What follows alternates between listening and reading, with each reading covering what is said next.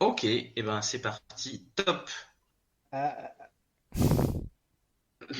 T'as pas la vachette, bah oui, on est obligé.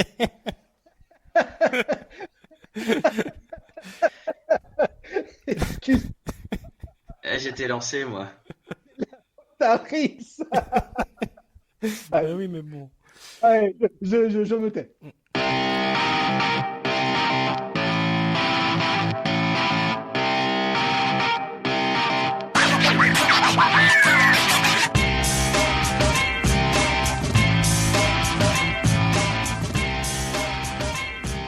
Salut les marques et les smarts et bienvenue sur Catch Up, le podcast qui transpire le catch. C'est l'été, on transpire comme jamais. On sort tout juste de Extreme Rules, le pay-per-view extrême de la WWE. Et donc nous sommes extrêmement nombreux pour s'occuper du fameux Raw du lendemain. Je suis Raphaël, j'ai pas un très bon son, excusez-moi par avance, mais c'est la seule solution pour ma présence. Je suis accompagné de deux piliers du catch qui étaient là avant même Monday Night Raw pour certains. Il y a d'un côté Chris, comment vas-tu Chris? Pas trop chaud à la maison de retraite? Salut Raphaël, non, c'est parfait, tout va bien, on est au frais, on est comme il faut pour parler catch.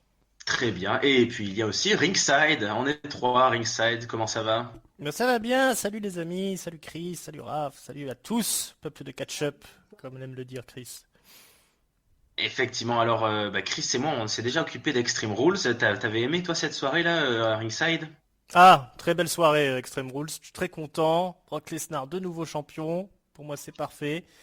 Gros week-end de catch, mais moi j'ai eu la mauvaise idée de commencer par regarder All Elite Wrestling qui m'a dégoûté de tout, ce qui fait que j'ai même pas pu regarder la Evolve en entier, j'ai pas vu un match du G1 Climax. Et heureusement, dimanche soir, la WWE était là, Extreme Rules était là, et je suis réconcilié avec le monde du catch désormais.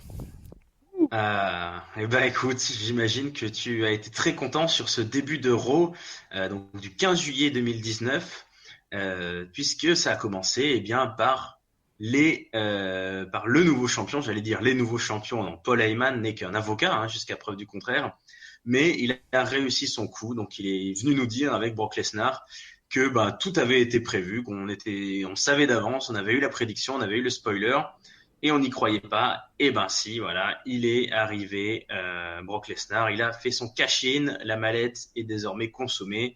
Brock Lesnar est de nouveau champion universel.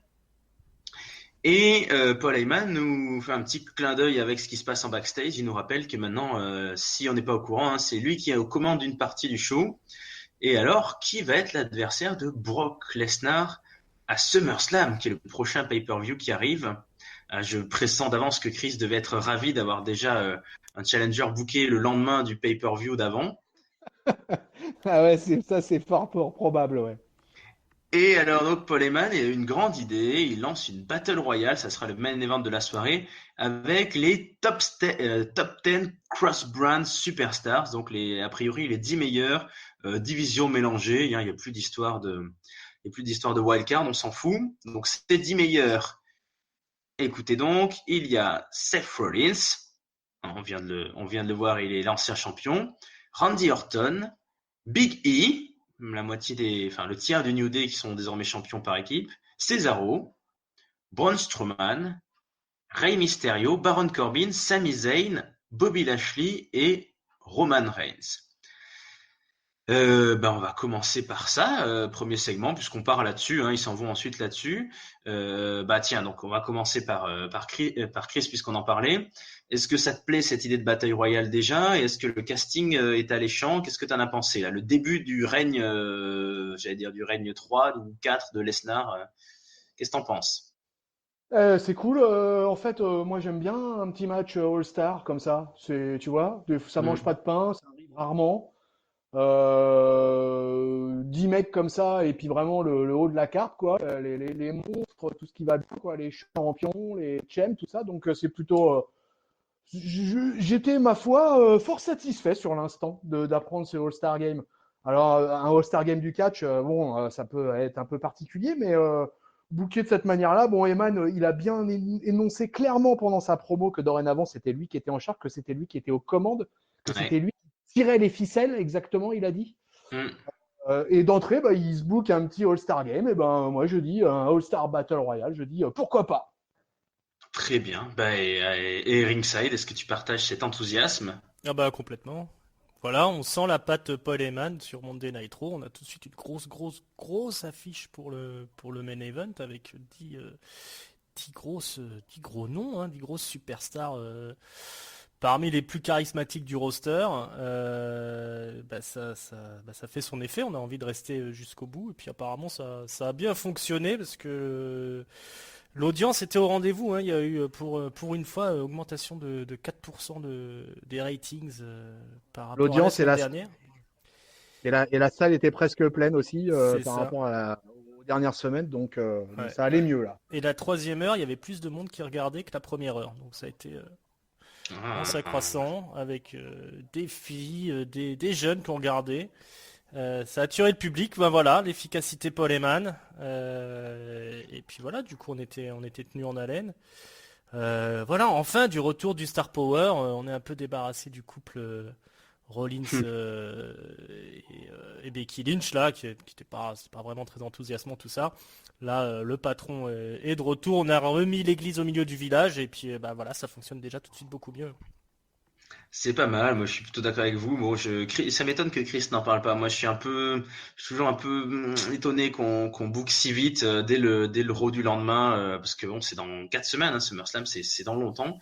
J'aurais bien vu un petit tournoi, ça aurait pu être 2 Battle Royale, il y avait peut-être d'autres noms. C'est vrai, j'étais un peu étonné de pas voir Drew McIntyre par exemple, ou ce genre de mec, mais bon, c'est déjà un beau casting, là. On a déjà du monde, hein. Je suis d'accord avec toi sur le principe que ouais, autant j'étais totalement enthousiasmé par ce All-Star Game là, mais effectivement booker d'entrée le number one contender, effectivement je rejoins ton idée d'un petit tournoi, ça aurait pu être sympa. SummerSlam c'est le 11 août, donc il y a presque un mois de booking à organiser. Il y aurait pu avoir quelques petites surprises et quelques petits matchs de tournoi. Effectivement, ça aurait pu être une idée sympa.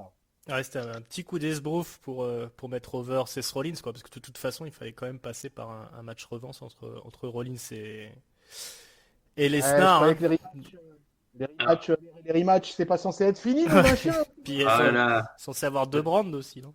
Oui, aussi, à la base, ouais, deux brands, ouais.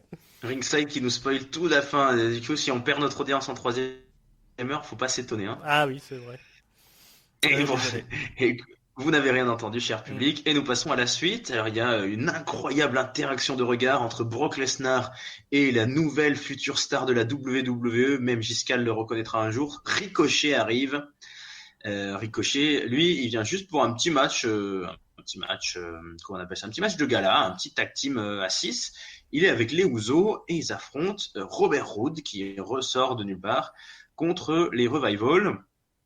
Et puis c'est la nouvelle mode, c'est un 2 out of 3 falls match pour qui est la dernière manche après la pub. Alors moi j'ai toujours pas trop compris cet intérêt.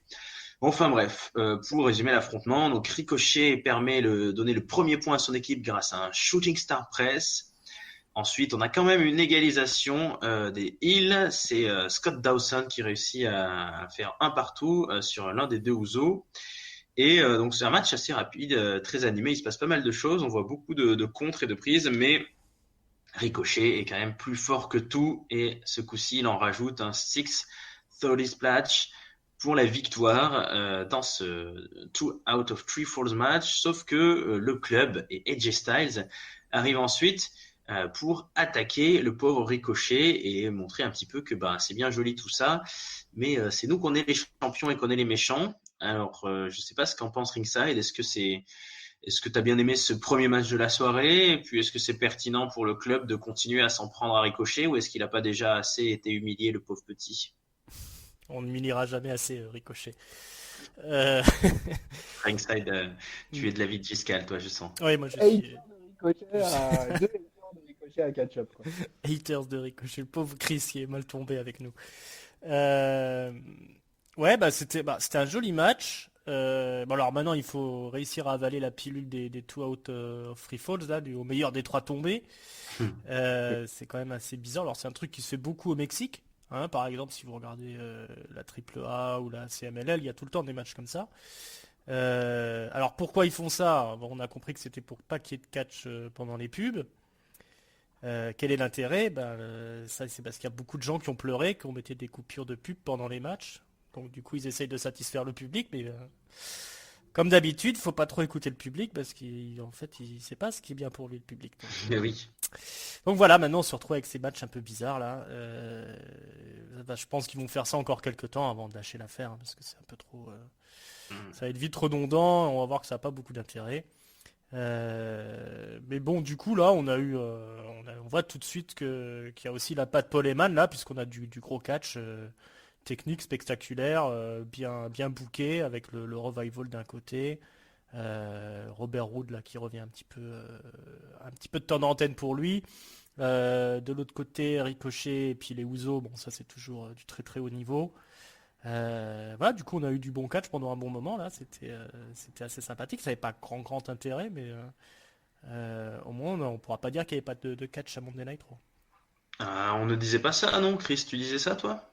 Ah non, non, moi je disais pas ça, mais en tout cas, ce match-là, moi, il m'a très bien scié. C'était très bien Fort ce agréable. Six-Man tag. Je suis d'accord avec vous hein, sur le Two Out Three Falls, voilà quoi. Et c'est clairement placé là pour l'histoire de publicité et faire de la maille, quoi, hein, voilà.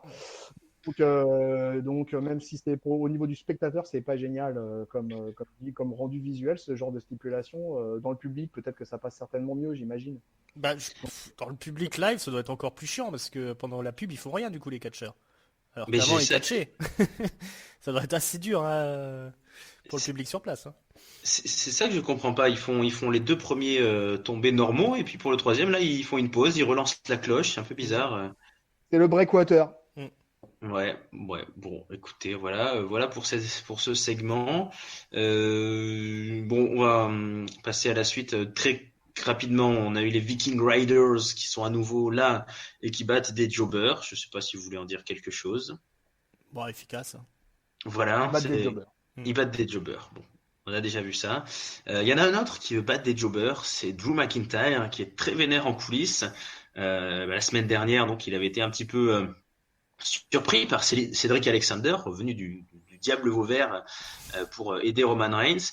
Et ça lui a pas plu, alors il va un petit peu en coulisses l'engueuler. Cédric Alexander, en coulisses, il a des lunettes, il a pas du tout une carrière de catcheur. Match entre les deux hommes ce soir, et Drew McIntyre en aura pour ses frais, puisque à l'issue d'un match assez court, où il a d'ailleurs pas toujours eu le dessus, il se fait avoir dans un roll-up bêtement Drew McIntyre, il perd, Cédric Alexander s'en va tout content en lui disant hey, je suis pas une blague, je fais pas des blagues, je suis un vrai catcheur sérieux. Et Drew McIntyre, il est vénère, et puis à mon avis, il doit peut-être vénère aussi de se retrouver contre Cédric Alexander après avoir affronté Roman Reigns et l'Undertaker. Qu'est-ce qu'on dit? Est-ce qu'on marque le pas là pour Drew McIntyre? Qu'est-ce que t'en penses, Chris? Surprenant cette défaite de Drew là. Hein, Ouais, puis pas dans le main event, hein.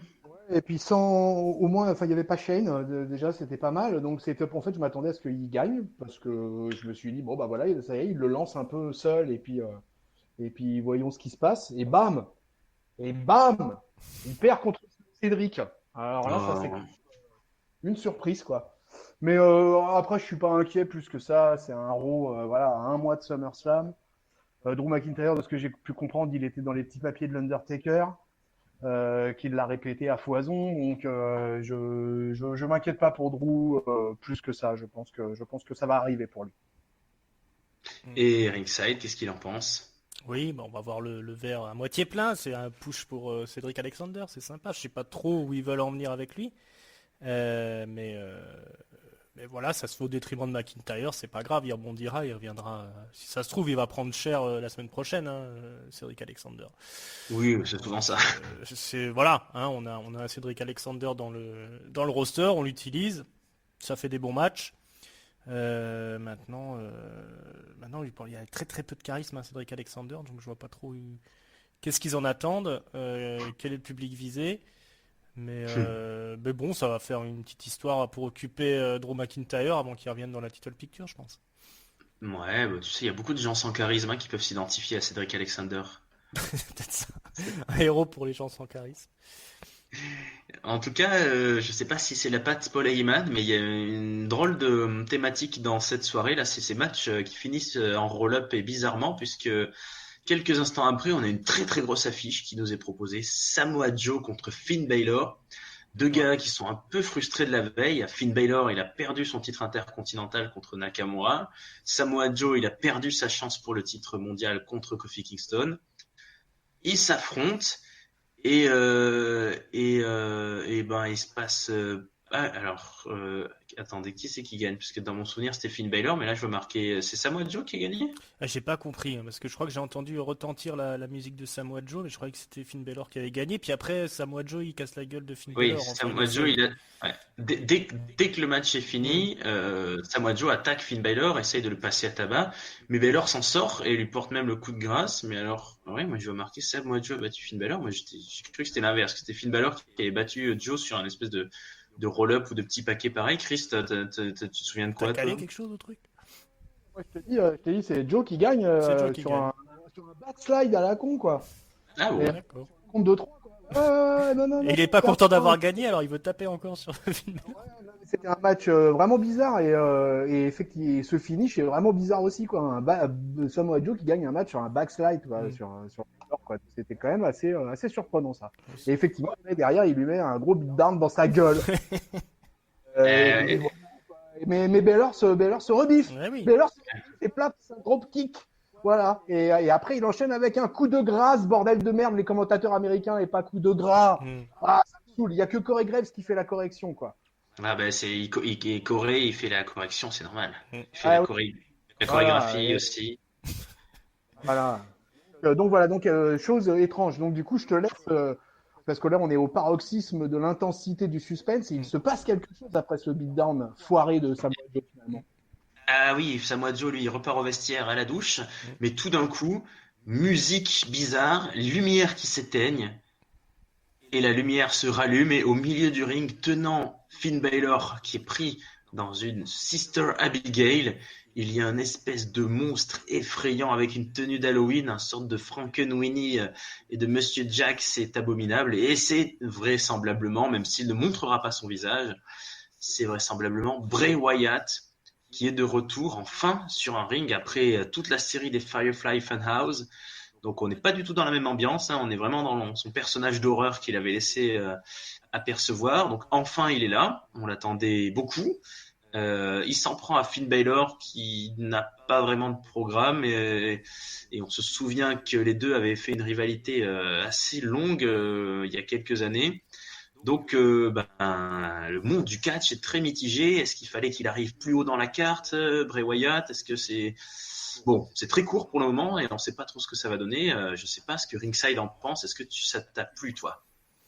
Alors ça m'a pas déplu, Mm. je m'attendais quand même à un peu plus, ils ont vraiment fait le minimum je pense pour pas épuiser le filon trop vite. Il y avait de la mise en scène, il y avait un côté un peu perturbant là dans la manière de filmer Bray Wyatt à ce moment-là. Mm. Il a l'air en très grande forme, Bray Wyatt, il est affiné comme jamais. Par contre, on est sur un Sister Abigail, hein, la prise qu'il a portée, donc on va peut-être rester dans le même type de catch qu'il produisait jusqu'ici. Je suis un peu, ça m'inquiète un petit peu ça par contre. Ouais, Euh, c'est le finisher. ouais, Ouais, c'est un finisher qui marche beaucoup, enfin qui est efficace visuellement, je trouve, et qui est assez, qui est bien, qui a une bonne identité quand même. Ça serait peut-être, je sais pas. ouais. Peut-être Bon, je n'ai jamais été trop client de ce truc-là, mais voilà. En tout cas, il est impressionnant là dans son costume. Alors, je suis aussi un peu perplexe sur le fait qu'il s'attaque tout de suite à Finn Balor, parce que du coup, on va forcément avoir le démon face à Bray Wyatt, The Fiend, je crois qu'on l'appelle. Je trouve que c'est un peu tôt pour se lancer là-dedans. Il y en a un des deux qui est obligé de perdre. Alors ça va être si c'est Finn Balor qui perd, c'est un peu dommage de tuer le personnage du démon là qui est toujours invaincu. Pour le reste, c'est plutôt réussi. Ils ont fait le service minimum. Alors moi j'avais dit, hein, si on sort le clown là, il va falloir que ce soit violent. Là on était pas mal, mais la prochaine fois il va falloir va falloir qu'il soit vraiment terriblement horrifique, quoi, ce Bray Wyatt. Il va falloir qu'il y ait du sang et des trucs comme ça, hein. On va pas rester juste sur un petit Sister Abigail comme ça, et puis une caméra qui le filme bizarrement. Il va falloir qu'il soit vraiment dangereux. Il va falloir ressortir aussi les marionnettes, là. Voilà, j'attends quand même beaucoup de ce truc-là. Bon, pour l'instant, ils sont pas plantés, mais c'était vraiment le service minimum, quoi. Service minimum, Chris, c'est ton impression? Ce n'était qu'une mise en bouche, c'est tout, quoi. Point barre. Mm.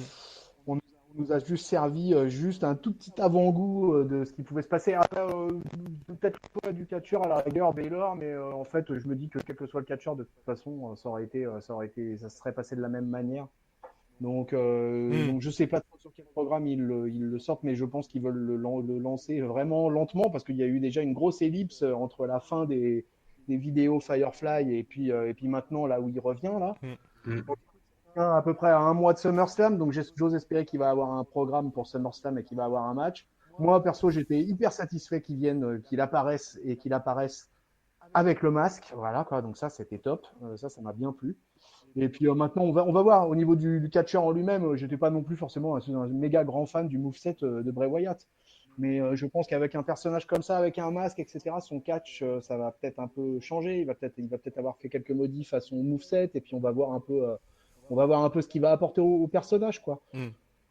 Je suis déjà content qu'il soit là, enfin là, tu vois. Voilà, donc ça y est, il est là, c'est bien, c'est cool. Allez, on y va avec Bray Wyatt et on y va au taquet et on verra bien où ça mènera.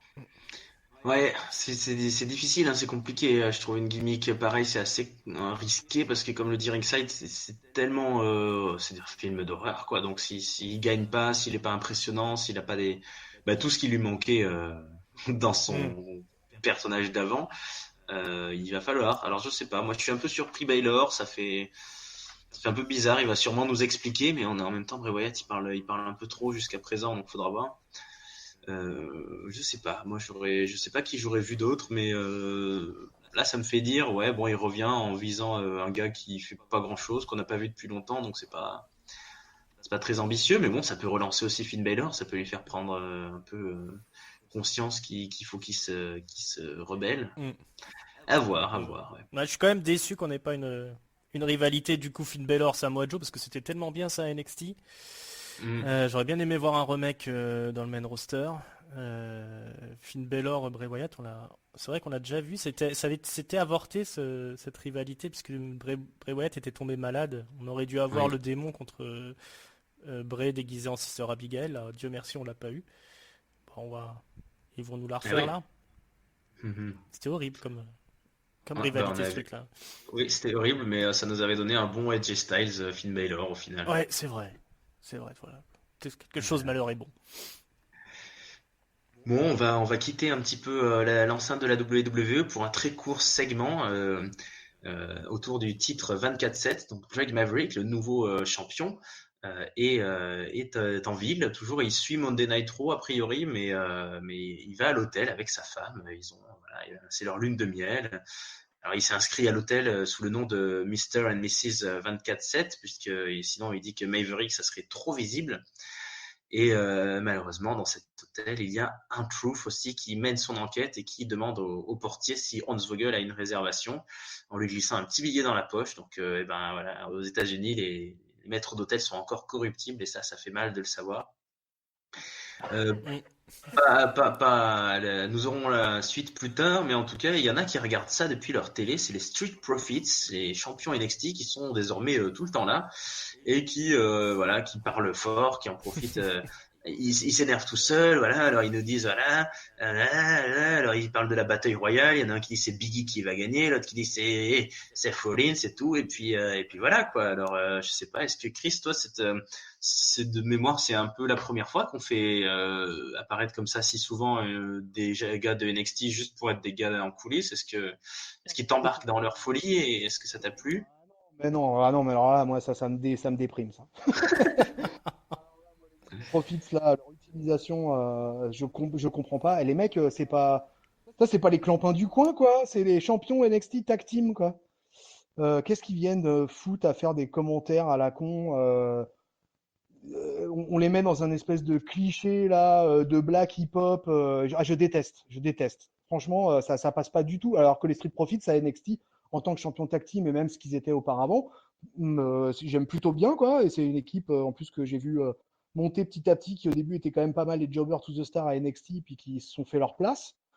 Et les voir utilisés de cette manière-là dans le roster principal, j'adhère, mais alors absolument pas. D'ailleurs, ceci est un spoiler, mais je comptais d'ailleurs leur donner mon flop en fait. Mais là, pour Ah, le coup, c'est pas tellement au Street Profits que je veux donner mon flop. Là, c'est vraiment au booking que je trouve catastrophique avec eux deux, quoi. Là, ils sont dans des clichés que je déteste, quoi, qui sont utilisés de temps à autre avec les New Day, mais c'est un peu différent, on va dire, c'est dans un autre style. Mais là, ce qu'ils font avec les Street Profits, je n'adhère absolument pas une seule seconde. Voilà. ringside. Ouais, ouais, c'est sûr que c'est pas le truc le plus du meilleur goût, on va dire. C'est fait penser un peu à une espèce de Enzo Amore Black, Montesford là, avec son pote. Ouais. Euh, Après, voir des mecs comme ça se balader dans les coulisses, alors effectivement, on n'a plus l'habitude depuis qu'il y a NXT, mais c'est un truc qui se faisait assez souvent dans le temps, quand on voulait faire débarquer un nouveau catcheur, ils avaient fait ça. Je pense à Jinder Mahal par exemple, ou à Dolph Ziggler, on Ouais. les faisait, on les voyait comme ça pendant des semaines. Mais bon, comme à l'époque c'était pas diffusé les shows euh, de la La FCW. FCW ou des trucs comme ça. Donc forcément on était moins choqués. Et là c'est sûr que c'est un peu plus perturbant de voir les mecs avec la ceinture juste faire de la figuration et faire les clowns. Maintenant c'est une manière de présenter les gars au grand public. Et puis alors c'est sûr que bon c'est pas les personnages les plus intéressants. On est dans le cliché effectivement à fond. Moi je pense qu'il y a beaucoup à faire avec Montesford si le mec est pas taré hein, comme Enzo Amore ou des gars comme ça. Angelo Dawkins, j'y crois pas trop, mais bon, on peut avoir une bonne tactique pendant un moment et puis peut-être essayer de pusher Montesfort s'il arrive à se créer un physique dans le main roster, hein, à une grosse position parce qu'il a l'air d'en avoir sous le capot pour divertir le public. Maintenant, il faudra faire autre chose que ce qu'ils font là parce que effectivement, c'est assez crispant quand même comme segment. En tout cas, on peut pas leur enlever le mérite de tenter des choses à la WWE. Alors Ah bah ils font que ça en ce moment, hein. des fois, on a des champions qui sont jamais mentionnés champions comme les War Riders. Là, ceux-là, ils ont la ceinture brillante comme jamais sur les hanches. Bon, effectivement, on verra bien ce que ça donne s'ils se mettent à un moment donné à catcher, mais ça n'a pas l'air. Je pense qu'ils risquent d'avoir cette gimmick-là de coulisses un petit moment, hein, pour tout l'été, Ouais, je ça pense. peut durer un bon moment, ça. Ouais. Bon, ça fait déjà un petit moment que ça dure, Mm. la petite histoire. Ouais, bah, généralement, ils aiment bien nous faire mentir, donc si ça se trouve, la semaine prochaine, ils vont catcher. Ça, on aura Ouais, encore c'est l'air vrai. des cons. Alors, t'inquiète pas, Ringside, on n'aura pas l'air aussi con que les personnages suivants qui arrivent. Nous sommes en plein drame de couple. La famille Canelis est déchirée. Mike Canelis a un match ce soir.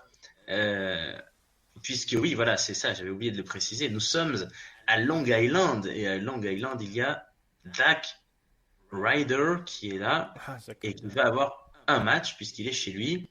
Et son match est prévu contre Mike Kanellis, une affiche qui fait rêver. Même Maria est dégoûtée de cette affiche. Maria Kanellis qui veut prendre la place de son mari en lui disant qu'elle a sûrement plus de chances de gagner. Bon, on ne la laisse pas faire, elle est enceinte en plus, la pauvre, c'est pas des conditions pour affronter Zack Ryder.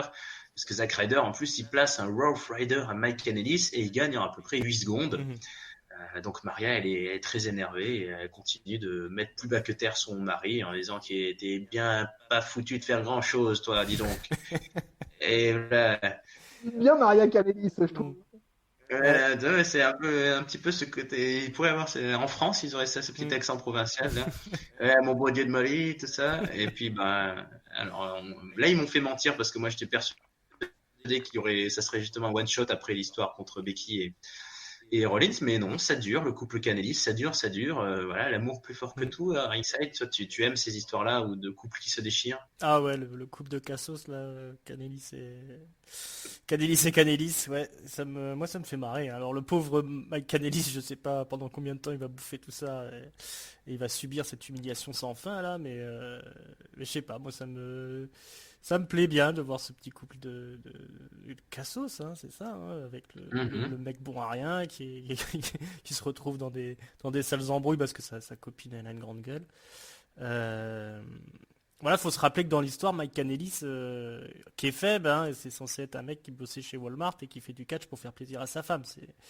On n'est pas sur Mike Bennett, le catcheur de l'Indie, etc., etc. Il est dans ce personnage-là, donc c'est ça qu'ils exploitent. Maintenant, je suis curieux de voir jusqu'où ça va aller, parce qu'il va pas. Il y a un moment donné, il faut arrêter d'humilier ce brave homme qui n'a rien fait, quoi. C'est un peu. Ça va aller vers un Mike versus Maria. Ouais, elle est enceinte. Ouais. Enceinte de 8 mois, avec un accouchement sur le ring, mec. Un accouchement sur le ring. Et là, ringside, il mettra un 5. Voilà. Un 5, il mettra en pay-per-view, on aura ça. Hein Mm. Retenez les paroles, peuple de catch-up. Je vois que ça vous inspire beaucoup, ça, avec Chris. Non, je vous ai perdu. Non, mais allez. Ah non, mais. Bravo. Après, Ouais, je suis pas très intergender, hein, moi, il faut savoir ça. C'est pas très intergender. Ah. Non, mais je suis pas, c'est du n'importe nawak, en fait. Donc là, on est vraiment dans du catch pur et dur de n'importe nawak. Donc j'aime bien que Ringside les appelle les cassos, en fait. Je vais y penser la prochaine fois que je les verrai. C'est ça, il faut voir ça comme ça, ni plus ni moins. C'est pas. Voilà, on n'est pas sur le Mike Bennett. De toute façon, Mike Bennett, c'était même pas terrible dans les indies. Non. Franchement, voilà, ils sont très bien là où ils sont, ces deux-là. mais Maintenant, c'est vrai, je comprends pas le sens de cette histoire de faire humilier ce mec qui n'a rien fait, quoi. Mais Ils étaient à la TNA avant, c'est ça? Oui. ouais, TNA, Ring of Honor, ils ont été partout. C'était un pilier de l'indie, hein, Bennett. Mais Bennett, ouais, c'est vrai. Ouais. Dans le ring, plus que ça, Mike Bennett et Mike Kanellis, je doute fort. Je voudrais quand même une pensée pour Zack Ryder, quand même, qui était chez lui et qui a eu droit à un match de 8 secondes, et ça, c'est quand même que du bonheur. Donc, respect Zack Ryder pour ton professionnalisme. c'est vrai. Alors lui, par contre, il doit tourner au Xanax ou un truc comme ça, je sais pas. Oh bah vous rigolez, c'est sa meilleure année. Il était champion du monde par équipe il n'y a pas si longtemps. C'est vrai. Il a réussi à être dépouché en étant champion quand même. Et Kurt Hawkins est décédé? Oui, Ouais, bah, ouais, effectivement. Mais moi je PHP les à son comprends. âme. Oui. Moi je les comprends les bookers, hein. Le mec il a jamais de match à Raw et puis quand on lui donne un match il place son finisher en entrée et il s'en va et il est même pas transpirant. Non, c'est pas des professionnels ça. Non, c'est du foutage de gueule, ça. Des profs.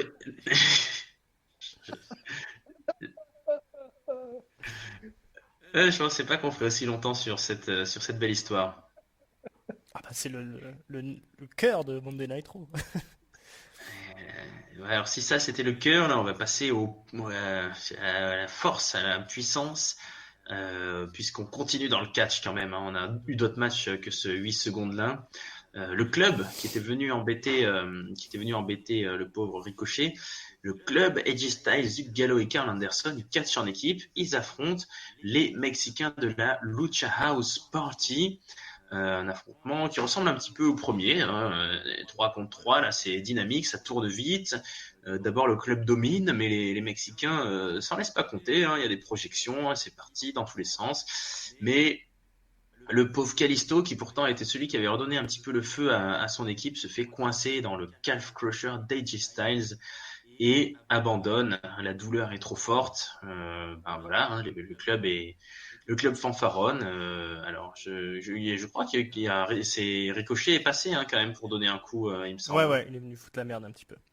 Ouais. Oui, d'ailleurs, il est venu. Bah oui, et c'est sous les yeux de l'arbitre, non? Qui n'a rien dit, Bah, il me oui, semble.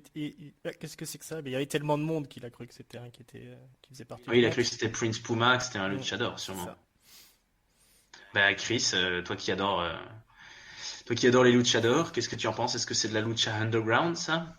Voilà, non, c'était pas niveau Lucha Underground, ça, mais c'était plutôt sympa. Tu sais, en fait, au Mexique, il s'avère que le catch trios, c'est une tradition, tu vois, des matchs 3 contre 3, c'est un truc, voilà, c'est un truc qui existe depuis que le catch est le catch au Mexique. Mais donc, du coup, la Lucha House Party qui sert un peu de chair à canon pour le club, quoi, parce que le club, il est vendu très très fort là depuis son retour. Ah Et bah oui. Quoi. Et effectivement, Ricky Labelvi est venu mettre quelques coups de salopard. C'est très très bien ça.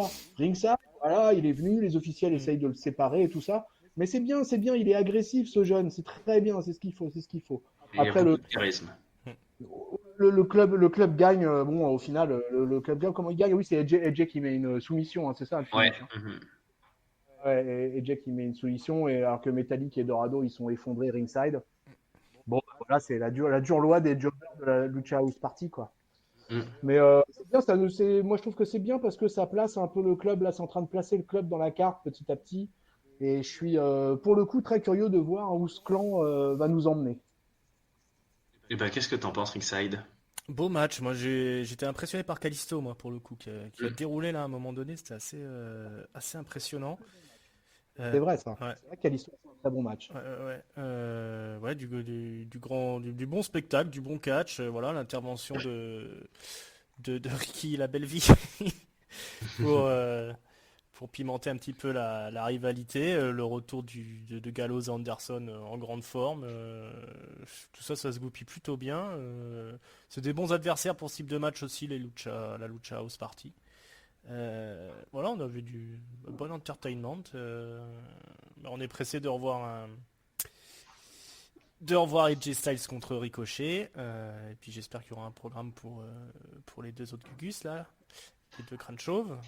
Mais ça se goupille bien. C'est peut-être un peu tard pour lancer le club, mais en même temps c'est peut-être pas trop tard. Je sais pas. Ils ont peut-être bien fait de garder ça pour plus tard, maintenant que AJ Styles est un peu plus vieillissant. J'ai envie de voir la suite. Moi, ça m'intéresse tout ça. Eh ben, la suite, ça sera pour le prochain épisode, pour le prochain numéro, très certainement. On en reste là pour cette feud là aujourd'hui. On repart un petit peu côté filles. On a Becky Lynch qui a gardé son titre quand même. Hein. On parle souvent du cash-in et du pauvre Rollins qui s'est fait avoir, mais il y a quand même une bonne histoire, une bonne affaire dans l'histoire, c'est que Lacey Evans a disparu des radars. Becky Lynch en a fini, et donc on a un Fatal 4-Way Elimination Match entre Naomi, Carmella, Natalya et Alexa Bliss. Et la gagnante affrontera donc Becky Lynch à SummerSlam. Donc un gros match à élimination, très long. Alors il y a un petit jeu de comment j'allais dire, un petit jeu de rôle d'Alexa Bliss qui passe beaucoup de temps à l'extérieur et avec son ami Nikki Cross et qui essaye d'éviter le plus possible de se prendre des coups, et puis elle revient de temps en temps pour tenter un roll-up, pour tenter comme ça de voler un tombé. Ça fonctionne. Elle réussit d'abord à éliminer Carmella. Carmella est la première à sortir, donc elles ne sont plus que 3. C'est ensuite assez long, et puis Naomi va finir par être éliminée par Natalya sur un roll-up également. Donc Natalya, Alexa Bliss en 1 contre 1. Est-ce qu'Alexa Bliss réussit à se glisser dans l'autre title shot après avoir raté contre Bayley? Eh ben non, surprise, Nati, l'inévitable, l'increvable. Natalya est encore là et est encore challengeuse à un titre mondial. De mémoire, je crois que c'était l'an dernier, elle était championne autour de SummerSlam, c'est ça? C'est ça, ouais. Je crois que c'est la première fois qu'une catcheuse ménopausée aura droit à un title shot à SummerSlam. Oh, Chris, qu'est-ce que tu racontes? Chris, enfin. C'est dégueulasse. Alors, Quelle misogynie. non, mais le ringside, non, mais il a perdu la raison, le ringside. Non, bon, alors. Ouais, Raphaël, c'était une surprise pour toi que Natalya gagne ce match? Parce que je n'avais pas capté, donc il faut le savoir. Voilà, SummerSlam sera au Canada, c'est ça l'intrigue. Mais moi, je vais pas spécialement penser à ça. Je pensais qu'Alexa Bliss était dans un mood là de challengeuse, et puis Natalya, enfin bon, en même temps Natalya, Naomi et Carmella, elles sortent de nulle part et elles n'ont aucune fun ni aucun programme jusqu'à présent. Donc pour moi ça a été un peu surprenant. Alors ce qui m'a bien fait plaisir ensuite, et je finis le segment, c'est que juste après sa victoire, Natalya est interviewée. J'ai l'impression qu'elle est interviewée à chaque fois qu'elle gagne. Natalya, ça arrive tellement peu souvent en même temps. Elle nous dit je suis très content d'affronter Becky Lynch à SummerSlam, mais Becky elle est là. J'avais oublié de le dire. Becky, elle était là depuis le début à côté du ring sur une chaise. Et elle prend le micro pour dire ok, on va pas se la jouer copine, là, copine avec des chats, tout ça. Moi, je suis là pour faire du fight. Et puis, il y aura pas d'amis entre nous. On sait bien que je suis meilleur à la guerre qu'à l'amour. Et ce à quoi Natalia lui répond, eh ben, tu dois pas être très doué en amour, bitch. Donc, tout d'un coup, ça se tend grave entre les deux femmes et ça lance la feud. Sur ce moment, la foule a bien réagi, mais par contre, il faut bien le souligner, hein, pendant une bonne partie du match, on a eu droit à des This is awful, traduisé par on se fait chier. Et est-ce que Ringside, toi aussi, tu te faisais chier devant ton écran? Ah, pas du tout. Alors, j'ai même pas du tout calé les cris de la foule. Moi, j'étais content de voir Naomi catcher un petit peu. Elle a fait le boulot tout le match quasiment. Ouais, non, j'ai trouvé ça plutôt sympa, moi, au final. Moi aussi. Ouais. Ça t'a pas perturbé, toi non plus. Ah non, non, non, pareil, ouais. Ouais. Hein, c'est un public, Je te laisse aller au bout de ton public de misogyne, ouais. Donc, Après les provocations ce soir. non, très bien, très bien. Non, beau boulot de Naomi, moi, j'étais impressionné. Par contre, Natalia, du coup, oui, donc ça se passe au Canada, SummerSlam, donc ils font jouer la locale. Ça peut donner un bon match avec Becky Lynch quand même, qui est plutôt on fire. Voilà, c'est une rivalité comme une autre. Je voudrais juste profiter pour saluer le travail de Lacey Evans là, qui est du coup écarté de la title picture à Extreme Rules, qui a bien morflé à coups de chaise et de kendo stick dans le main event. Voilà, oui. Dieu sait que je la porte pas beaucoup dans mon cœur, plus que ça, enfin du moins qu'elle me passionne pas, mais là je trouve qu'elle avait vraiment fait un beau boulot dans ce main event. Je voulais le souligner, elle a pris cher, comme on dit. Ouais, Chris, donc toi tu as aimé aussi, t'as trouvé ça au full. Non, parce que déjà, je m'attendais pas à ce qu'on leur donne autant de temps d'antenne. Je m'attendais pas à un match aussi long. Tu vois, je me suis dit, oulala, un elimination match, ça va envoyer du finisher et ça va se faire éliminer en 2 minutes 30 de match, quoi. Et en fait, non, non, pas du tout. On a eu un vrai match. Et comme ringside, j'étais complètement satisfait de revoir Naomi. Bah, je considère que Naomi a le plus beau fessier du roster. Donc, si tu veux, Ah non, mais ça comme c'est comme pas. c'est comme c'est une athlète remarquable, bah, si tu veux, tout ce combo fait que moi, j'aime bien voir Naomi dans le ring. Voilà. Exactement. Nous sommes en Euh, 2019, Chris, je peux pas te laisser. Si Yang t'entendait, Jésus-Marie-Joseph. Ah ouais, mais moi, je n'adhère pas à ce genre de paroisse. Alors, du coup, si tu veux, Jésus-Marie-Joseph, bah, il peut un peu me dire ce qu'il veut. Moi, si je lui dis que le fessier de Naomi plus son catch, ça me plaît, et bah, c'est comme ça. Et puis, c'est Très tout. bien. Pan. Mm. Et je considère pas ça sexiste du tout. C'est une constatation visuelle de téléspectateurs catchesques. Voilà. Tout à fait. Et au final, je rejoins Ringside, donc un match moi qui m'a fort plu. Et j'étais pas du tout surpris de la victoire, puisque bah voilà, tout de suite dans ma tête ça a fait tilt. Ah ouais, merde, SummerSlam c'est à Toronto en plus. Voilà, Toronto c'est la ville qui a le vent en poupe en ce moment en Amérique du Nord. Donc ça me paraissait totalement logique qu'on y mette Natalia pour être sûr d'avoir une grosse pop d'entrée directe au match féminin, quoi. Donc je considère que c'est bien joué par la WWE. Après Natalia, bon, c'est une vétéran aguerrie. Je pense qu'elle est safe dans le ring, que les autres filles aiment travailler avec elle. Donc pour une feud de transition avec la championne incontestée et incontestable, bah ça me va bien, quoi. Bon, moi j'attends quand même le retour de Ronda, hein, je vous le dis. Ouais, Hein, ça devrait vivement. plus tarder, ça. Et, Ah et je ben, rejoins et je rejoins, pour finir je finis juste sur ce qu'a dit Ringside sur Lacey Evans. Je suis d'accord, elle a pris très très cher à Mm. Extreme Rules. Très mm. cher. Ouais. Elle a donné du sien. Ah ben oui, d'ailleurs, c'est peut-être pour ça qu'elle se repose un petit peu. Ouais, je pense, ouais. Moi, c'est le principal truc qui me dérange un petit peu avec ce choix, c'est que malgré la bonne volonté et le talent que j'ai pu déceler chez les Lacey Evans, notamment oratoire, je l'ai jamais cru capable de battre Becky Lynch et de prendre le titre. Et là, je ne vois pas du tout Natalia faire la même chose. Donc ça, je sais pas, dans ma tête, ça fait une longue période où j'ai pas trop peur pour Becky, quoi. Donc est-ce que Ronda revient? Moi, je pensais qu'elle reviendrait pour SummerSlam, mais du coup non, pas de suite. Voilà, on va encore attendre un petit peu avant d'avoir du vrai enjeu. Mais bon, c'est un petit peu pareil pour le titre de Kofi Kingston aussi. On voit plus trop qui est assez haut placé sur la carte pour lui ravir. On verra.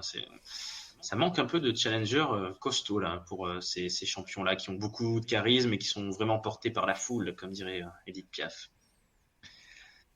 Charisme, Ça- Kofi Kingston. porté par la foule. Porté par la foule, voilà. Voilà. En parlant de charisme, alors là, on va en avoir sur le segment suivant, hein. C'est le Miz TV qui a lieu et il a pour invité Dolph Ziggler, invité auto-demandé, puisqu'a priori, Dolph Ziggler a demandé à faire le Miz TV et ça lui est accordé. Donc c'est bien, hein. Je sais pas si toi, Ringside, tu veux faire un Miz TV, mais a priori, tu peux faire une demande et c'est très possible, hein, que tu te retrouves sur le ring. Eh ben, figure-toi que j'ai demandé. Ah oui? Alors, c'est quand même. Ben, j'ai pas eu de réponse. Ah, mais c'est Si, parce que la semaine ils m'ont dit prochaine. arrêtez d'envoyer des mails, monsieur. D'accord. Non, mais parce que la semaine prochaine, ce sera pas possible. Alors, on nous en a parlé toute la soirée et tout le SmackDown du lendemain, hein. La semaine prochaine, je le glisse au passage maintenant, et c'est un Raw Reunion. Donc, on aura tous les vieux, en gros. Attendez-vous à Christian, je sais pas, Steve Austin, on nous a montré Ric Flair, Triple H. Alors, on sait pas qui sera là, qui sera juste sur écran et qui est mort depuis, mais il y aura. On se rappellera que les vieux, c'est toujours mieux que maintenant. D'ailleurs, Un tribute to the troops. c'est ça. Ouais. On va peut-être faire un catch-up réunion aussi la semaine prochaine avec ouais, tous les c'est anciens bien, ça. catch-up. Bah, c'est bien puisque c'est aussi la plupart des permanents, donc Ouais, c'est ça ça, qui est cool.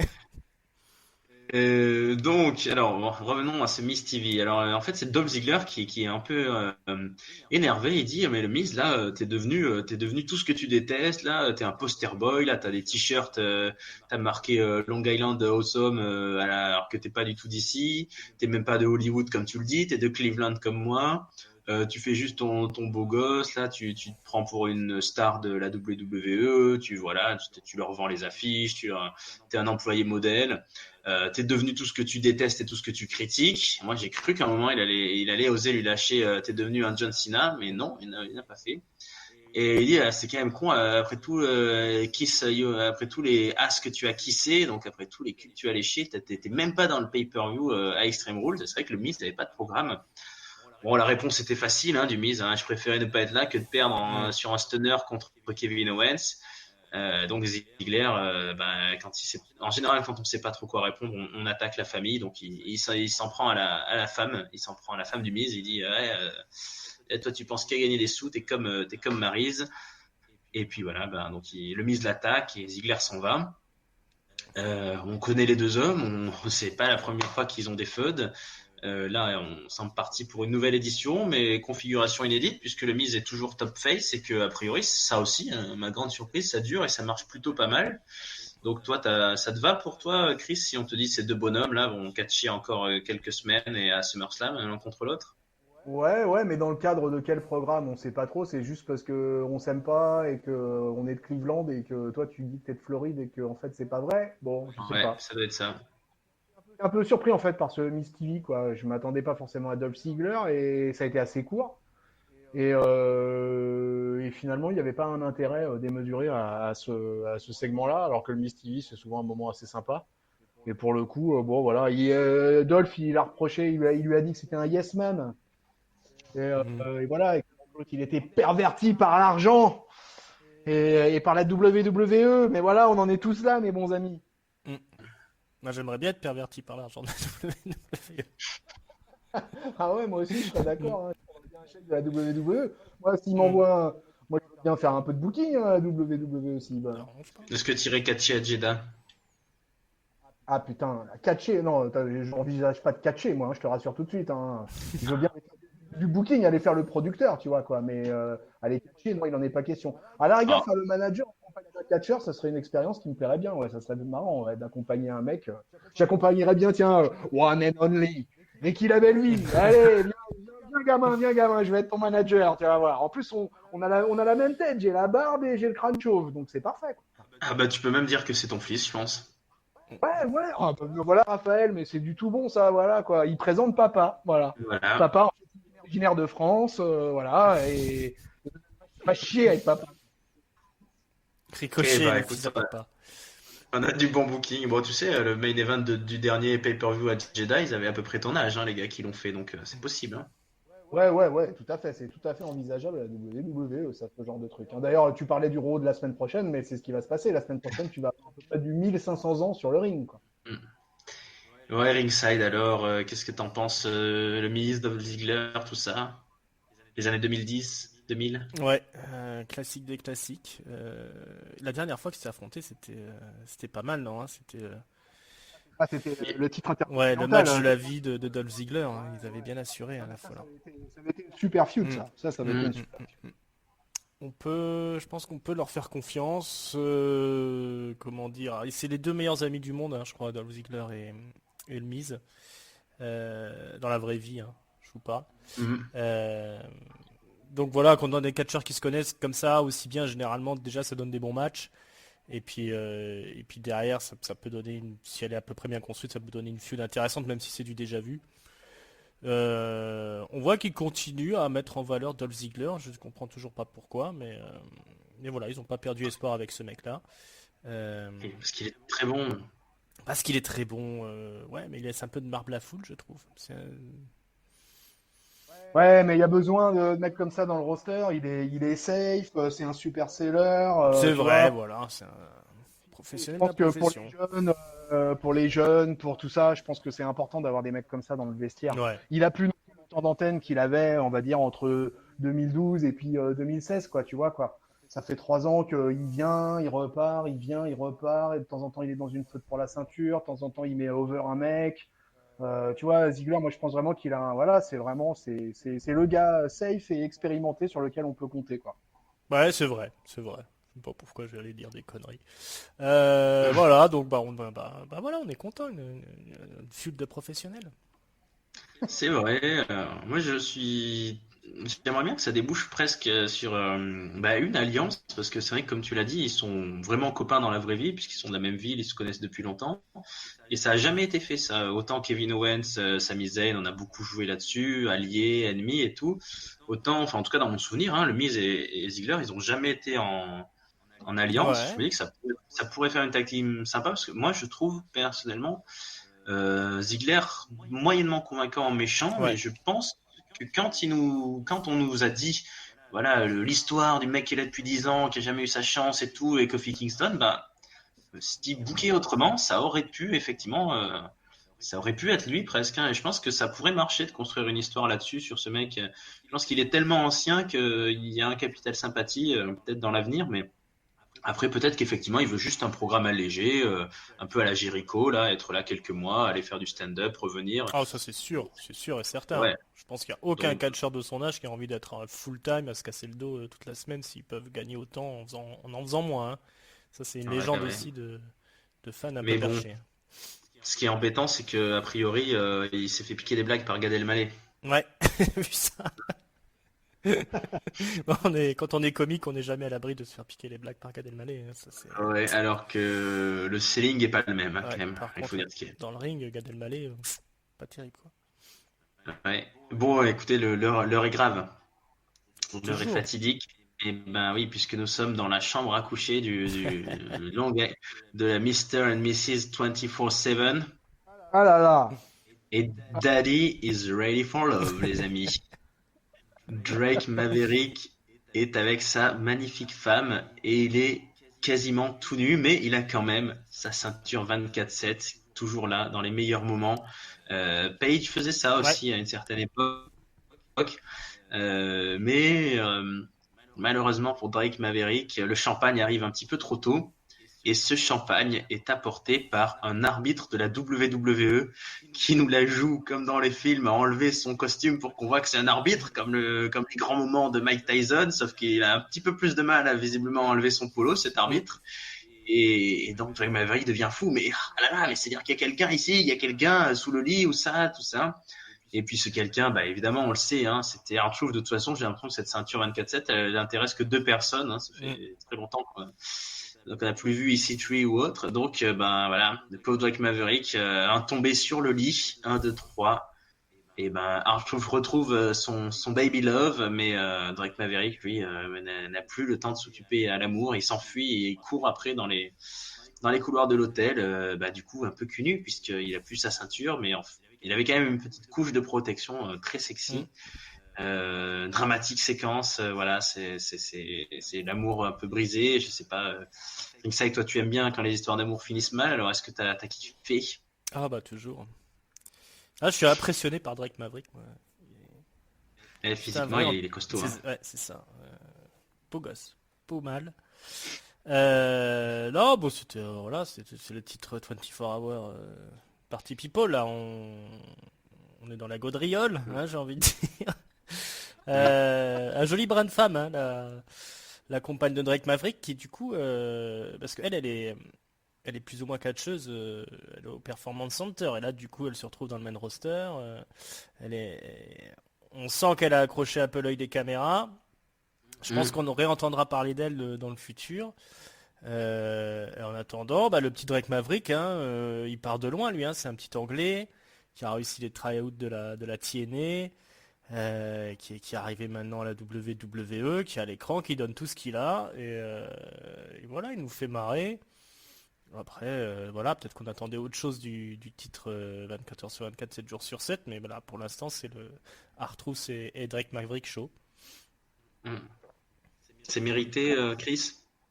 Ouais, je sais pas si c'est mérité parce que c'est totalement nawak, mais ouais, c'est bizarre cette ceinture qui ne tourne exclusivement autour que de ces deux mecs-là pour faire des segments finalement. C'est du comédie wrestling à mort, hein, voilà, le 24/7. Hein.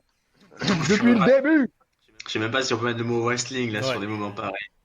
Ouais, on peut même pas à peine mettre du mot wrestling dessus, quoi. Et effectivement, la femme de Drake Maverick, elle a une petite carrière en indie et elle est au Performance Center et on sent que les caméramans et les officiels l'aiment bien et que je pense ouais, effectivement, on va pas tarder à la revoir à un moment ou un autre. Je sais pas dans quelles conditions, mais je pense qu'effectivement, sa carrière à cette demoiselle fait que commencer à la WWE. Après, franchement, de là à de dire que ce titre, ça m'intéresse, c'est un pas que je ne franchirai pas, quoi. Ça me tire un sourire, voilà, et je sais que ça va durer entre 1 minute 20 et 2 minutes, et que bon, voilà, ça va pas beaucoup plus loin que ça, quoi. C'est vraiment pas le titre qui fait rêver quand même à la WWE, non? Visiblement, ça n'intéresse personne, puisqu'il y a que ces deux-là qui le veulent. Donc, ouais, moi j'aimerais bien qu'ils mettent un peu plus d'autres gars dans l'équation, mais qu'il y ait un petit peu de. Ça me plairait bien s'il y avait de temps en temps un petit peu de vrai catch pour alterner, quoi. Ouais. Parce que là, c'est vrai que même Bobby Roode, même EC3, même ces mecs-là, ils ont l'air de plus s'y intéresser, donc c'est bizarre. À part de courir derrière à chaque fois, mais comme des cons, là. Ça fait mal aux genoux, ça. Ouais, et alors moi j'ai une vraie question quand même. Est-ce que vous pensez qu'à un moment donné dans cette feud, on va voir arriver le vrai Hans Vogel? Bonne question. Je sais pas s'il est pas en lien avec la All Elite Wrestling, le petit Hornswoggle. Mais il est beaucoup cité quand même. Hein. Ouais, c'est vrai. Ouais, c'est vrai. Ouais, mais le nom doit être déposé ouais. Parce que la WWE peut l'utiliser. Oui. C'est vrai. Après, s'il vient pas, moi ça me dérange pas. Hein. Ouais, et on verra. Bon, on s'intéresse à un titre un peu plus important, ça vous dit? Main event. Main event, mon cher. Ça y est, c'est le main event. C'est le cross-branded All-Star Top 10 Battle Royale 24/7 European Universal Championship. Donc, Internet. Internet, sorry. On a droit à toutes les entrées des 10 catcheurs et à Brock Lesnar qui vient s'asseoir sur une chaise. Il a dû voir que Becky Lynch faisait ça et il s'est dit c'est pas mal, c'est sympa. C'est ce que font les bonhommes. C'est ce que font les bonhommes. Donc, faut-il que je rappelle les participants? Oui, peut-être. C'était il y a longtemps. C'était au début de cette analyse et vous n'étiez peut-être pas là, public. Vous cliquez peut-être directement sur la fin. On vous voit faire. Donc, Seth Rollins, Randy Orton, Big E, Cesaro, Braun Strowman, Rey Mysterio, Baron Corbin, Sami Zayn, Bobby Lashley et Roman Reigns. Donc, je n'ai pas malheureusement là en détail sous les yeux la liste de chaque élimination. Peut-être que vous en reparlerez si vous en souvenez. La première, elle est un petit peu dommage, mais voilà, c'est un très gros segment au début de Cesaro qui place une série de manchettes à tout le monde, de tous les côtés, dans tous les coins. Et pourtant, il est le premier à sortir. le pauvre Cesaro. Il sera suivi ensuite, alors je le dis un peu dans le désordre parce que je me souviens pas tout, mais Bobby Lashley est sorti par Braun Strowman. Qui c'est qu'on a d'autre qui est sorti? Rey Mysterio, il a l'occasion de faire des 619, il est aidé par Randy Orton, mais il est sorti aussi. Big E, qui sort Big E? Je ne sais plus. Alors, je n'ai pas de souvenir. Je sais qu'il y a une confrontation Braun Strowman-Biggie à un moment donné. Qui est assez sympa, ouais. En tous les cas, bon, on va faire sur la fin. Donc, il ne reste plus, à un moment donné, ils sont plus que 4. Voilà, c'est le segment marquant. Il n'y a plus que Roman Reigns et Seth Rollins et Braun Strowman et Baron Corbin. Et là, le pauvre gars comprend qu'il est bien dans la merde. Et le Baron est éliminé par les 3 à la fois. Donc ça fait plaisir à la foule. Roman Reigns et Braun Strowman sont en train d'essayer de se sortir. Seth Rollins prend appui dans les cordes, il se précipite et boum, il les fait tomber tous les deux. Il croit qu'il a gagné, mais non. Il y a quelqu'un qui était sorti du ring et qui est rentré. Un coup pareil, c'est forcément la vipère. Orton arrive, il essaye de battre Rollins, mais non, il n'y arrivera pas. Hein. Curb Stomp sur Randy Orton. Seth Rollins, l'ancien champion, devient challenger et on va avoir à SummerSlam un Brock Lesnar contre Seth Rollins, la même affiche qu'à WrestleMania. Et rappelez-vous, l'année dernière, nous avions à SummerSlam Brock Lesnar, Roman Reigns, qui était la même affiche que WrestleMania. Donc on a une certaine redondance. Alors bizarrement, Brock Lesnar s'énerve un peu, il va chercher une chaise, il fait mine de venir taper Seth Rollins, et puis il s'en va, et là le show se finit un petit peu bizarrement là-dessus. Mais bon, voilà, Seth Rollins, Burn It Down, Monday Night Rollins, ça avait donc été prévu par les Street Profits. C'était quand même une Battle Royale où on a eu beaucoup de choses spectaculaires. Ça a été assez court et assez intense. Giscal disait que ça ressemblait à la fin d'un Royal Rumble. Donc, est-ce que ce Star Power, ce main event, la patte de Paul Heyman, est-ce que c'est bon pour toi, Chris? Tu valides? Ouais, All-Star Battle Royale, baby. Ouais. Moi, j'ai bien aimé. Attends, avec les 10 mecs, là, c'était top, quoi. Franchement, avec mon Réré en plus au milieu, là. Et... Voilà, c'était magnifique. Tu t'es un peu mélangé les pinceaux sur la fin, mais parce qu'en fait, c'était pas Baron Corbin dans les 4, c'était Randy Orton. Et après, en fait, t'es repassé sur Randy Orton finalement. Mais c'est pas Randy Orton qui reste dans le Final Four, quoi. Oui, mais du coup, pardon, oui, enfin, c'était le Final, enfin, c'était pas le Final Four, ils étaient que 4 sur le ring, mais Orton était dehors, mais oui, c'était le Final Five, en fait.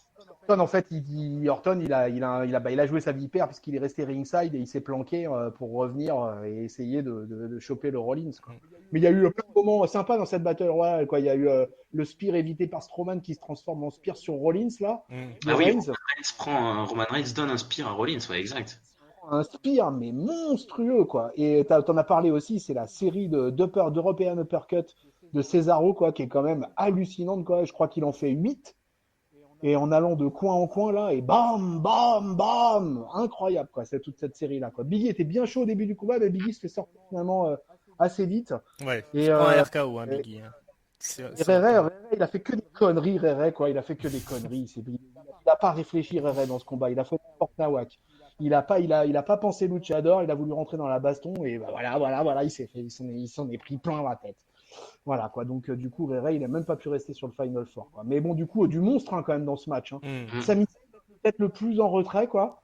Sami Zayn, il a vite dégagé, mais il y avait du trop lourd face à Sami Zayn, là. Sami Zayn, il a Lashley avec Strowman, avec Reigns. Là, il y avait du trop de powerhouse pour tenir le choc pour les cruiserweight, quoi, on va dire. Ouais. Même si je ne pense pas que Sami Zayn soit un cruiserweight, en fait, mais on va dire que vraiment le défaut de gabarit est énorme, là, quoi, par rapport aux quelques behemoths qu'il y avait dans le ring. Moi, vous l'avez bien entendu, moi, j'ai kiffé ce match, quoi, voilà, quoi. Seth Rollins vainqueur. Bon, il y avait plein de gens qui de toute façon ne voulaient absolument pas Roman Reigns. Moi, j'aurais plutôt bien aimé. Après, j'aurais bien aimé Braun Strowman aussi, quoi. Aussi. En plus, Braun Strowman, pour moi, c'est le genre de mec, c'était un peu comme André the Giant, quoi. C'était des mecs, quand ils intégraient des Battle Royale, il y avait à peu près 99% de chances pour qu'il la gagne, la Battle Royale, quoi. Et c'est un peu dommage que Braun Strowman ne gagne pas ce genre de combat, justement. Tu vois, c'est tout à fait le genre de... Soit il est éliminé le premier parce que les 9 autres, ils s'y mettent et ils le dégagent direct, soit il gagne cette putain de Battle Royale, quoi. Et ça, j'arrive pas à comprendre ce traitement avec Braun Strowman, quoi. André the Giant, les gars, je crois même, ça sera à vérifier, peuple de catch-up, mais il me semble qu'en plus, il est invaincu dans des Battle Royale, André the Giant, quoi. Il a jamais perdu une Battle Royale de sa carrière. Et dans toutes les années 70, pendant l'époque des territoires et tout ça, quoi, voilà, il était amené, on le battait en 1 contre 1, etc. Mais par contre, en Battle Royale, tu pouvais y aller, il déboîtait tout le monde. Et je suis un peu déçu que Braun Strowman, il n'ait pas le droit à ce genre de traitement, quoi. Alors, il faut voir parce que la semaine prochaine au Raw Reunion, normalement, il y a André the Giant qui aura une Battle Royale, donc peut-être qu'il va la perdre, celle-ci. Avec le British Bulldog et le Macho Man. Il n'est pas donné favori en tout cas. Ah ouais, il y a des chances, ouais, je pense. Rien que les ossements, déjà, ça pèse 150 kilos, donc bon, ça va le faire. Ah non, mais franchement, c'était un bon main event d'Euro, hein. Putain, avoir un All-Star Battle Royale comme ça en main event d'Euro, moi, j'ai pas boudé mon plaisir, hein, franchement. Hein. J'étais vraiment content de finir le show là-dessus, quoi. C'était vraiment top, quoi. Moi, ça m'a, tu vois, à mon âge ancien, à mon âge certain, et ben, ça fait plaisir de voir une dizaine de petits jeunes en pleine forme, s'en mettre plein la tête. Ouais. Un ringside, est-ce que toi tu as boudé ton plaisir ou pas non plus? J'ai pas grand chose de plus à ajouter que ce que vient de dire Chris. Effectivement, Ouais. gros spectacle, des gros Golgoth dans le ring. Je suis un poil déçu par la performance de Rollins à la fin au micro, où visiblement il n'avait pas fini de son speech, mais on a envoyé la musique parce il a un petit problème de timing. Hein. Ça c'est un peu dommage. J'espère qu'il... Après, j'attends plus grand chose de Seth Rollins, mais j'espère qu'il arrivera quand même à nous tenir en haleine jusqu'à SummerSlam. C'est sûr que voilà, tout ça c'était un peu des sbroufs pour finalement retomber sur la revanche Lesnar-Rollins. Ça fonctionne ce soir. Maintenant, je suis curieux de voir les artifices qu'ils vont mettre en place pour que ça tienne jusqu'à SummerSlam, parce que malheureusement, si Brock Lesnar il n'est pas là toutes les semaines et qu'on va être uniquement basé sur Rollins, on risque vite de s'ennuyer quand même. C'est facile les artifices là, hein. Il n'y a pas à se faire chier. De toute façon, Lesnar on le reverra pas, ou alors on le reverra pour un beatdown, quoi. Voilà quoi. Donc de toute façon là pendant un mois, le titre universel va tirer que sur les promos que fera Seth Rollins pendant les week-ends. C'est comme ça que ça va se passer, quoi. Enfin, si vous vous attendez à voir pendant les 4 prochains Raw Brock Lesnar, bah franchement si c'est ça se passe, ma parole, je paye l'apéro, quoi. Hein, parce que, Voilà une bonne nouvelle. alors là, je paye l'apéro, clairement. Si Ouais, mais Brock Lesnar peut-être apparaît. qu'ils ont négocié son contrat et qui va venir un peu plus souvent. Hein. Ils en ont Non, besoin mais pour les ratings. Hein. ringside, laisse Chris parier. Hein. Voilà, tranquille. Non, mais franchement, là, moi, je peux pas croire une seconde à ça. Pour moi, on va pas voir Lesnar pendant 4 semaines. Là. Jusqu'au 11 août, on ne verra pas Lesnar. On le verra aller dans un ou deux caméos ou une fois en bordering. Et puis une fois, il viendra peut-être mettre quelques droites. Il vient pas à la Réunion la semaine prochaine. Ah, il viendrait pas à la Réunion la semaine prochaine? Ah ouais, là, ça va être emmerdant quand même. Il va vouloir... Ouais, mais il va pas s'attaquer à Rollins. Il va vouloir s'attaquer à du vieillard. Tu vois? Je sens du F5 sur tout un tas de gars, quoi. Tu vois, du F5 des familles, quoi. Tu vois, du F5, du F5. Faut être en état pour prendre un F5 quand même. Hein. Sur Ouais. le Godfather, allez, je vois bien. F5 sur le Le Godfather. Tu crois que le Godfather a encore la shape pour prendre un F5? Sur le Boogeyman, moi je dis. Sur le Boogeyman. Alors ça, ah ouais, alors là, je suis client. Le Boogeyman qui débarque, qui veut faire peur à Brock Lesnar et puis qui se fait démonter. Hein. Ce serait un bon moment de TV. De peur, en fait. Brock Lesnar, il est tellement surpris par le Boogeyman que, puis il met un F5, tu vois, un réflexe. F5 de réflexe. Boom. Ouais, il faudra poser quelques F5 lundi prochain, on verra à la Réunion, on verra. Alors la Réunion, pas Lille, hein, le VVE Réunion. Oui, si vous nous écoutez de la Réunion, n'ayez pas peur. Brock Lesnar ne viendra pas vous attaquer.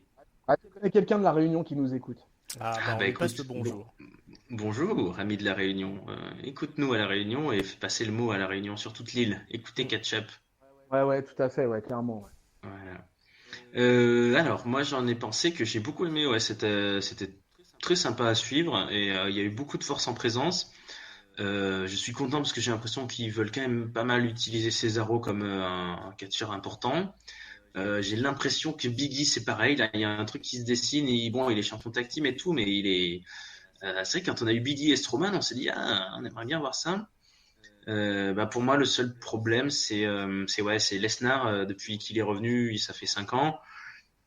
Il affronte toujours un peu les mêmes gars en boucle. Alors là, quand il y avait Strowman versus Rollins versus Reigns versus Orton, je me suis dit voilà, j'ai envie d'un peu de surprise, quoi. J'aimerais bien voir des nouveaux gars contre Lesnar. Et là, Rollins, voilà, on est dans une feud qui dure depuis janvier.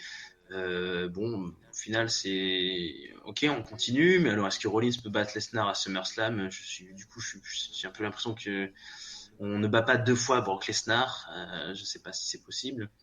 Donc ça, quelque part, je suis un petit peu déçu. J'aimerais bien avoir des nouvelles gueules, là. J'aimerais bien avoir mais il n'y a pas de top face en fait, à part ceux qui existent déjà, c'est sûr. Mais bon, sinon, mais sur le principe, c'est réussi et je préfère largement ce moyen-là d'en arriver là que l'espèce de feud entre Lashley et Roman Reigns de l'an dernier pour arriver à Roman Reigns à SummerSlam. Donc ça a l'air de marcher auprès du public. Je suis assez chaud. On verra bien, tant mieux, let's go. Et puis on verra ce que ça donne, pourvu que ça donne un bon match. On verra. On n'a jamais eu en vérité de Lesnar Rollins. Hormis WrestleMania, mais c'était pas vraiment un match. C'était pas vraiment un match? C'était un match quand même. C'était un match quand même. Même si c'était un match très rapide, mais c'était un match quand même. C'était l'opener du show quand même. Et puis bon, il y avait eu un Rollins-Lesnar un peu avant, 2-3 ans avant, mais l'Undertaker était arrivé, c'était pointé pour voler la vedette. Cena aussi, il y avait eu la feud croisée avec Lesnar, Cena et Rollins qui avait donné un méga match au Royal Rumble, je sais plus, 2016, un truc comme ça, je me souviens plus quel Royal Rumble c'était. Un triple threat, ouais. Mais il y avait eu déjà une feud croisée comme ça, quoi. Bien, bon en tout cas, ça y est, on est lancé, on a déjà des grosses affiches pour SummerSlam, on sait qu'on aura Rollins-Lesnar, on sait qu'on aura Becky Lynch contre Natalya. Et puis voilà, d'autres affiches se sont conclues à SmackDown, mais ça on va laisser d'autres camarades s'en occuper. En tout cas, on va en finir sur cette émission. Et puisqu'on en finit sur ce Monday Night Raw, Chris, tu nous as déjà un peu spoilé, hein, tu nous as dit ton flop. Donc est-ce que tu peux le répéter, puis nous dire ta note et ton top pour le mot de la fin. Yes, écoute, donc mon flop, les Street Profits, alors pas pour eux-mêmes, pas pour la tag team eux-mêmes, mais par rapport au traitement. Voilà, j'adhère pas du tout à ça, je comprends pas ce traitement des Street Profits, donc je leur mets mon flop de la semaine. Et mon top, je le mets au All-Star Game, baby!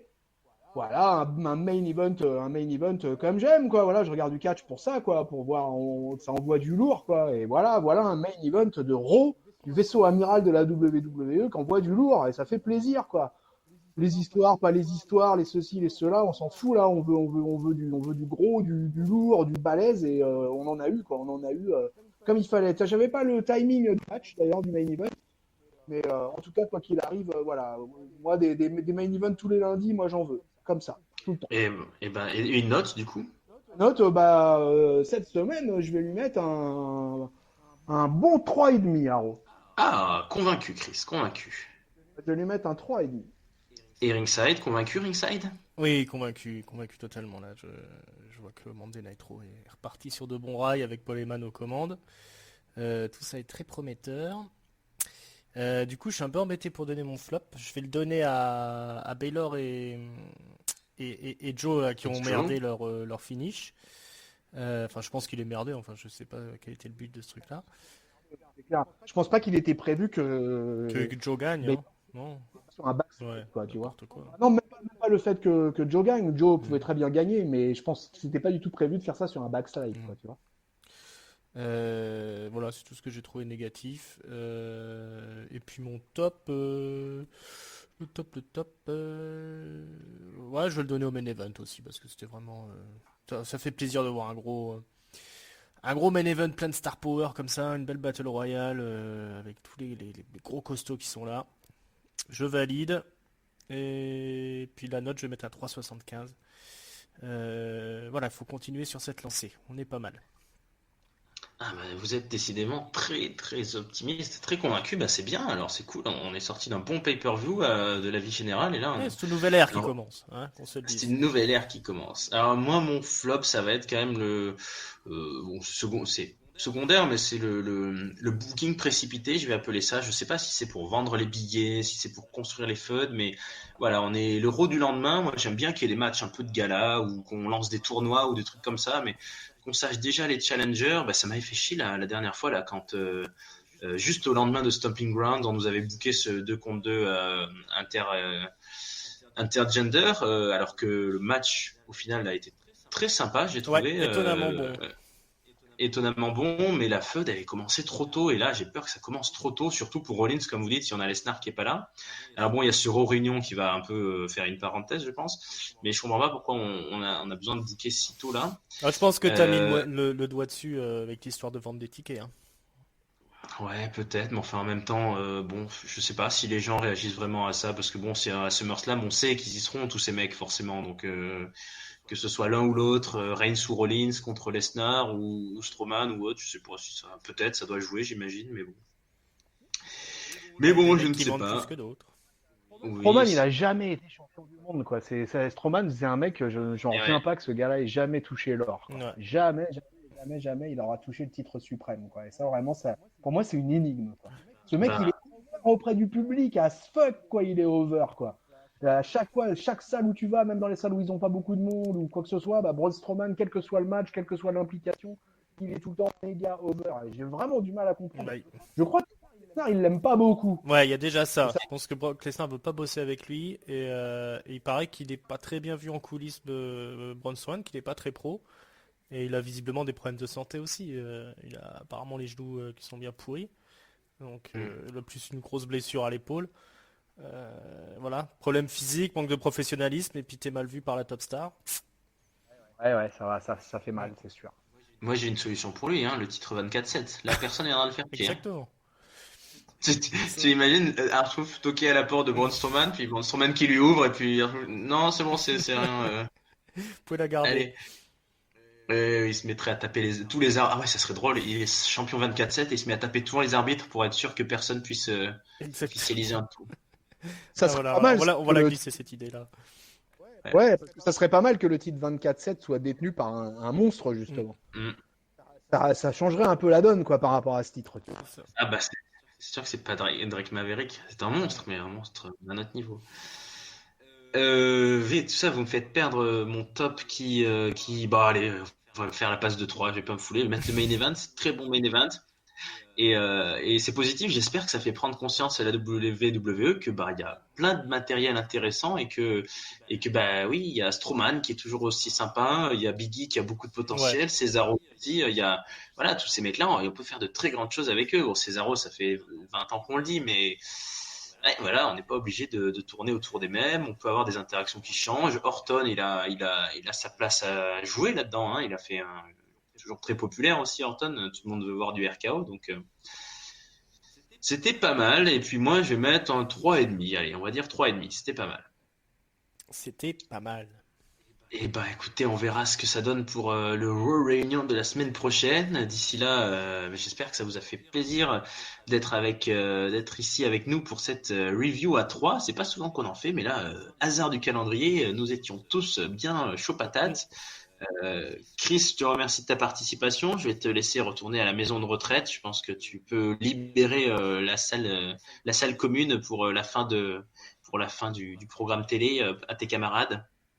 Merci de ta mensuétude, Raphaël. Les résidents te remercient.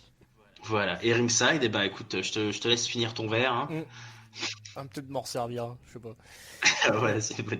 Et pensez à vous abonner si vous êtes sur YouTube là, ou même sur je sais pas quelle autre plateforme on est, Spotify et compagnie. Ouais, Ouais. Un petit like, Bon. un petit abonnement, une petite cloche, vous nous ferez voilà. plaisir. Oui. Hydratez-vous et puis abonnez-vous, quoi. Mm.